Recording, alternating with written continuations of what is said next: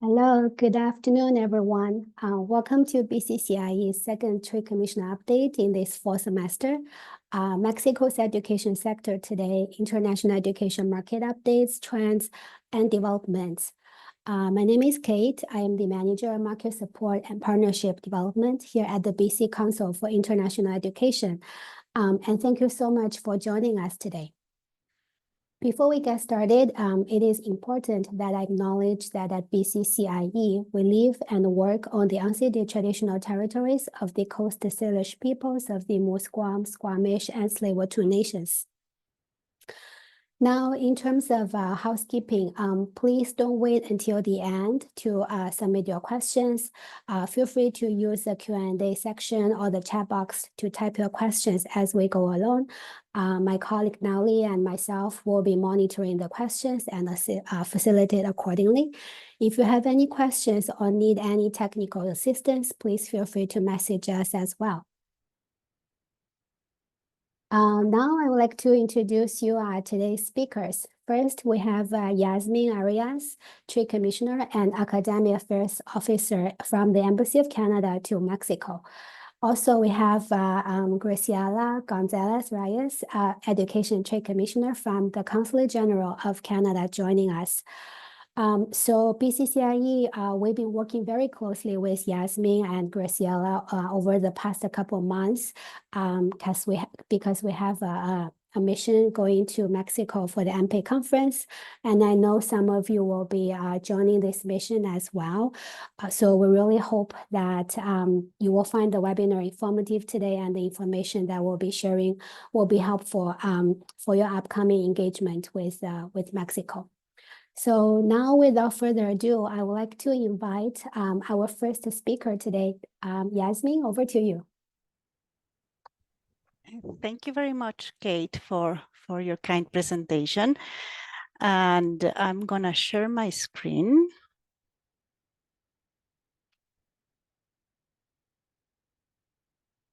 So yes, we can. You can see it? Yeah. Thank you so much. Well, thank you very much for being here today and for your interest in the Mexican education market. So, you know, Mexico is a very big country, so we are 3 trade commissioners to cover the entire Mexican territory. We are part of the Trade Commissioner Service that has more than 1,000 trade commissioners in 160 locations around the world. My colleague, Veronica Soto, who unfortunately was not able to join the meeting today, covers the yellow zone of West Mexico with the priority states of Jalisco, Guanajuato, Sinaloa, and Aguascalientes. My colleague Graciela is located in the city of Monterrey, covering the north border states of Nuevo León, Coahuila, Chihuahua, and Tamaulipas. That is the green area. And myself, we are not seeing the proper slide. Sorry. Okay. Are you advancing on the slides, Yasmin? Yes, I am. Oh, we're only seeing the first slide. Do you want me to? Oh, yes, please, Graciela. I don't know what is wrong because I'm going through the slides. Maybe you can share the screen yourself. Yes. Sorry about that.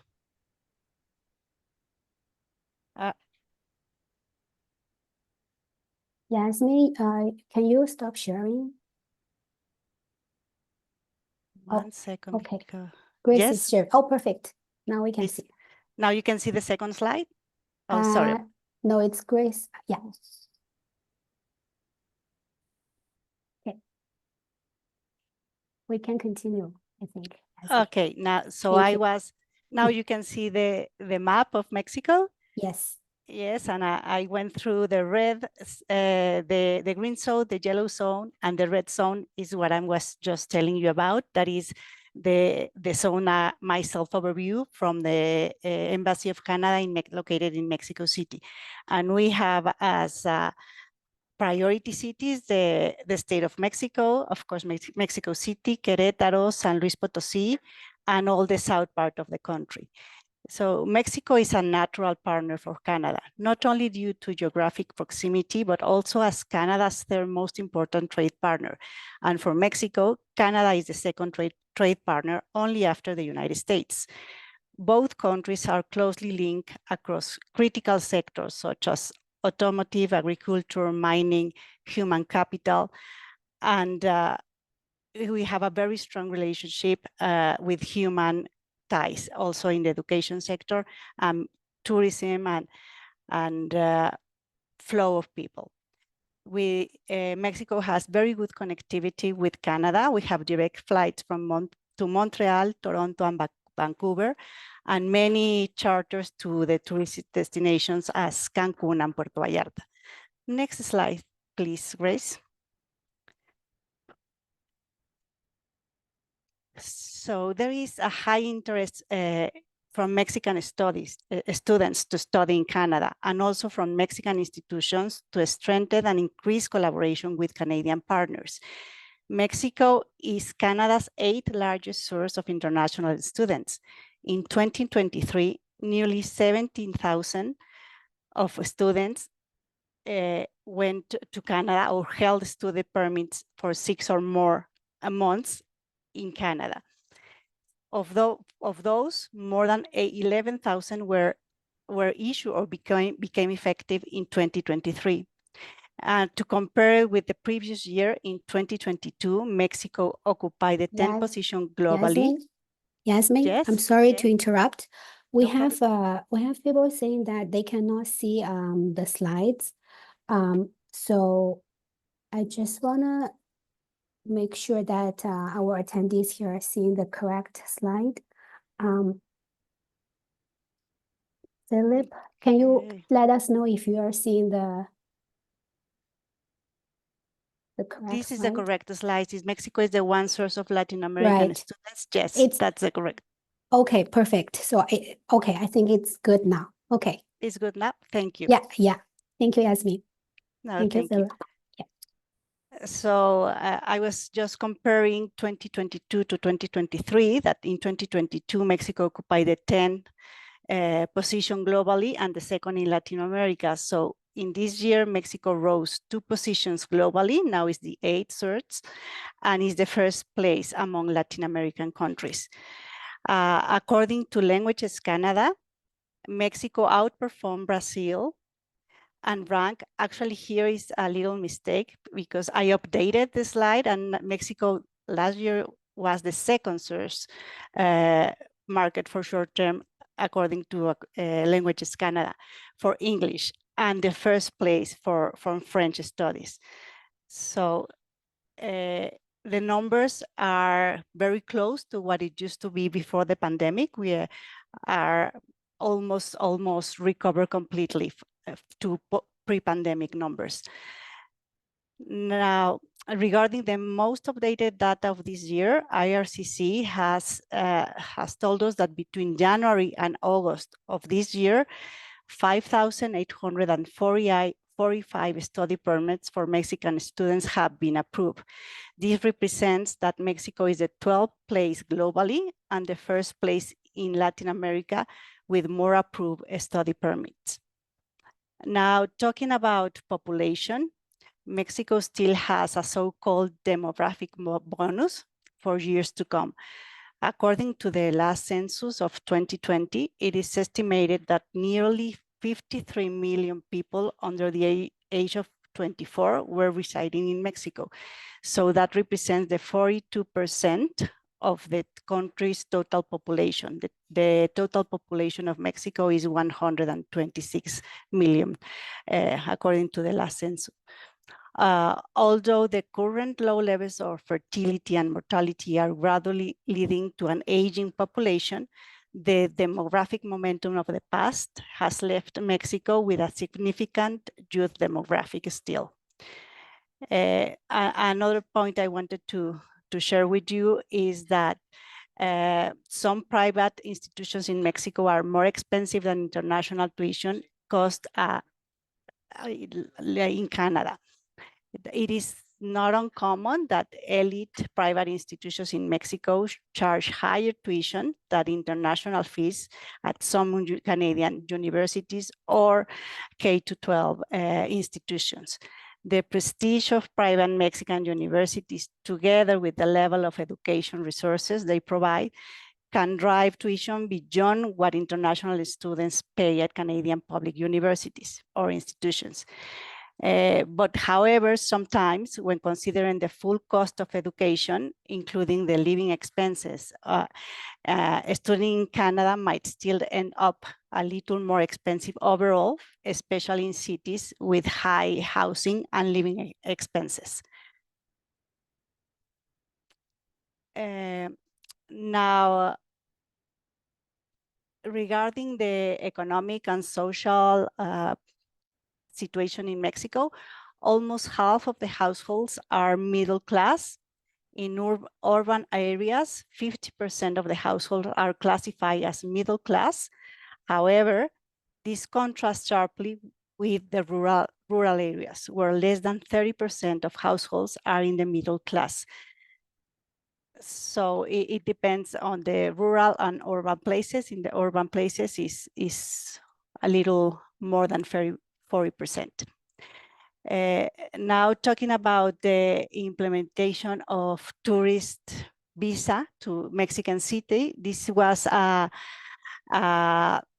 policy that the government of Canada reapplied the visa for tourism purposes to Mexican citizens in late February of this year. So between February and July of 2024, 44,000 of visitor visas were approved to Mexican passport travelers. That plus the ETA authorizations, because the visa reimbursement was a partial visa. Some Mexican citizens can still apply for an electronic travel authorization. So next slide, please, Grace.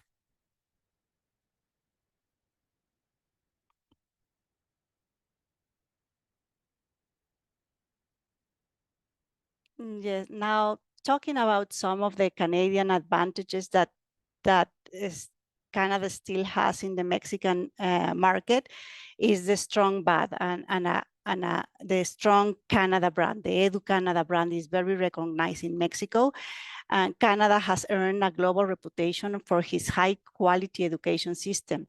For Mexican students, the Canada brand represents not only academic excellence, but also a multicultural and inclusive environment. Another advantage we have recognized during this year is the political dynamics in North America. The landscape in North America plays a significant role in shaping student mobility. Mexico is as we mentioned before, is a close trading partner of Canada. We have strong bilateral relations and stable, and this relationship is reinforced by the trade agreements like CUSMA. In contrast, the political environment in the US, especially right now with the election process, may be perceived as less predictable, and this enhance Canada's appeal to Mexican students. Another big advantage is the currency rate. The Canadian dollar versus the US dollar, as you know, is more competitive. So this brings prices less expensive for Canadian in Canadian education. Another strength is the language training. For Mexican is getting very, very important to improve the level of English of the whole population. And also another strength is the possibility of learning French also in Canada. So that is a big point of competitiveness. Regarding the threats, as I mentioned before, not only are the changes in the student permit that IRCC implemented this year, but it's also the implementation of partial tourist visa to Mexican citizens. Despite this, the Mexican market is still very interested in Canadian education abroad, no, in Mexico, to go in Mexican students abroad. Another threat is the Mexico economic uncertainty, because a new federal government started the administration in this October, just a few weeks ago. So this the election year and the new administration always pose some uncertainty in the Mexican economy. We have been having inflation and a little economic fluctuations that may put some people on hold for doing important decisions on the future. Another threat is the important competition of other countries as top destinations for students. We have in Mexico, Mexicans are very interested also in going to Europe to make studies, and they do promote their progress in Mexico very aggressively. So that this is an important threat as well. As Canada's weaknesses, we can mention the housing crisis. This is an important challenge for students to find places to live. Not all the institutions have enough dorms for all the students, so the housing crisis has an impact on this. Another weakness that we have identified is the few scholarships that are available for Mexican students. The government of Mexico is not giving this kind of support as they did it on the past, especially in the federal level. Right now, the scholarships are more at the state level, and this has been a challenge. And the government of Canada doesn't have many options as other competitors like the US, UK, and Germany. They do have a more offer of scholarships. For the government of Canada has the Emerging Leaders in the Americas program, a scholarship available for Mexican. And what we have is since ELAB's inception in 2009, over around 1,000 Mexicans have received a scholarship under this program. And for this scholar year of 2024 to 2025, 98 Mexican students receive the scholarship.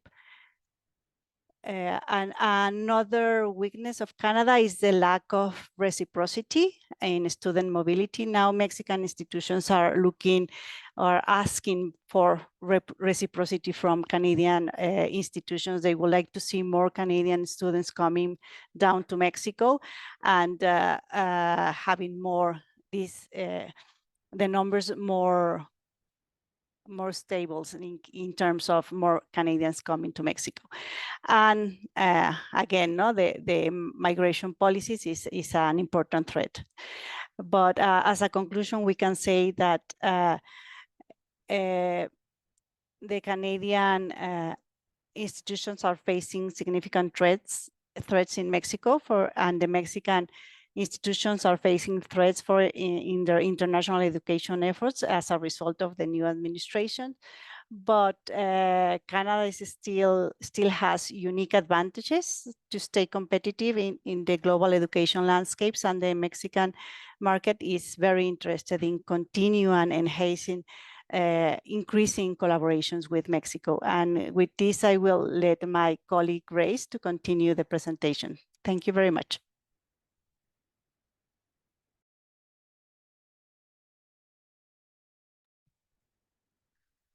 Good afternoon, everyone. I'm so happy to be this webinar with all of you. And I'm gonna share some insights into the recruiting trends and opportunities present in the education market in Mexico. First, we encourage you to explore or to reinforce all of your presence in the media through digital promotion and recruitment models. This can be done through the use of creative digital recruitment strategies such as social media, targeted ads, and interactive online events, which have become very popular in the most present days. And this can enhance engagement with prospective students and also their families, which play a very important decision role in among the Mexican students. Also, the strategic partnerships with education agents can provide a valuable insight into the expectation, and dynamics on the Mexican market. Strong partnerships can enhance recruitment efforts significantly.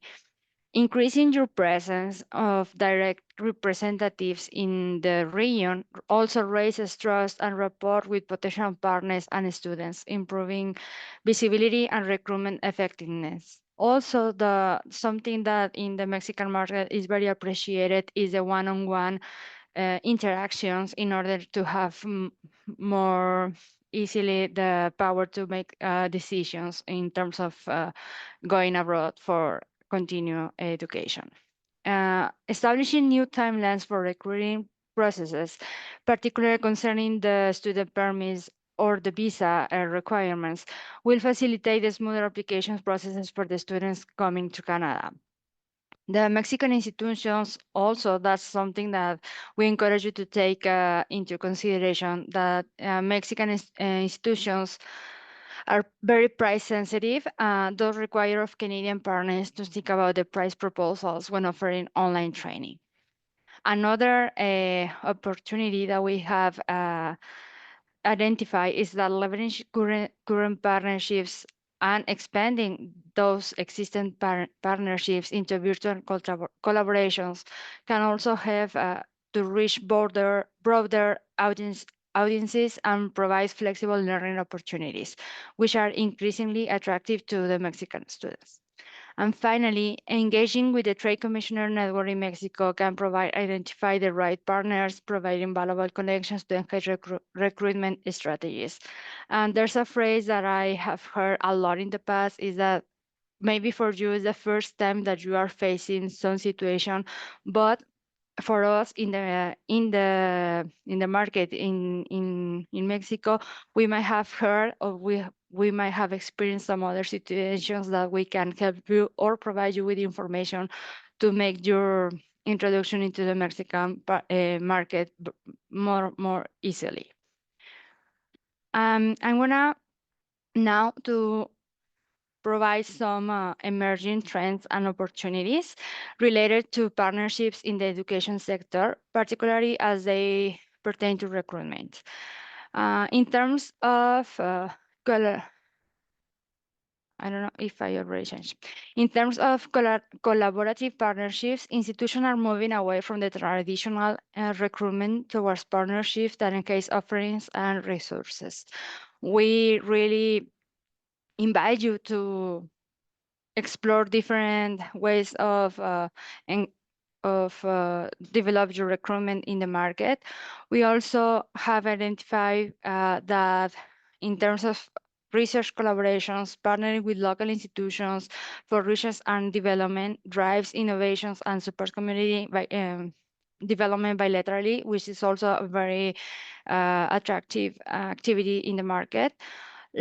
Another opportunity is the curriculum licensing, which expands the access options to the market abroad. Also, something that we are seeing that is really attractive for right now with all of the economic tendencies in Mexico is the targeted training programs. Developing specialized training for government and for businesses is an excellent opportunity for recruitment, not only for the short-term programs, but also to identify all those students that might be a target for long programs in Canada.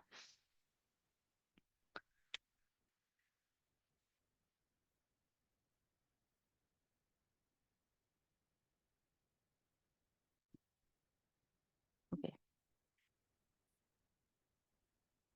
Also, short-term faculty programs are initiatives that enrich students' experiences and foster international collaborations, offering internships, provide students with practical experiences, and strengthens academic partnerships, and Still, we are not longer in a pandemic mood, but virtual and hybrid learning, this kind of options or mobility options increases the visibility for the future recruitment. These three activities can also be a very good opportunity for you to reach out to the Mexican market. And as I already mentioned before, your active and constant presence in Mexico is very important. On the screen, you have a wide list of different fairs taking place in our market. The first one, the Canada Online Fair, is an official online fair that will be taking place in November 6th. This one is online, and I just checked the register is still open. So we invite you to participate in this event if you want to have an insight into the Mexican market. But there's also a list of different third-party providers fairs that will take place in the following months. Most of them in November or February 2025 and on March.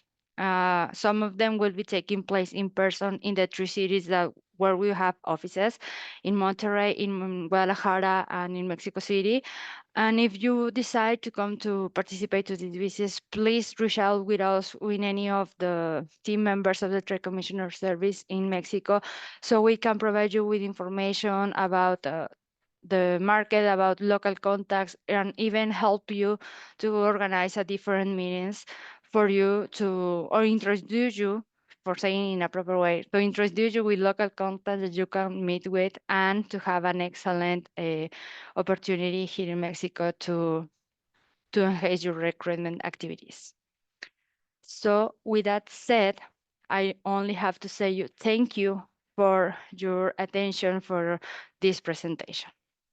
On the screen, you have the information for my colleagues, Jasmine and Veronica, and myself.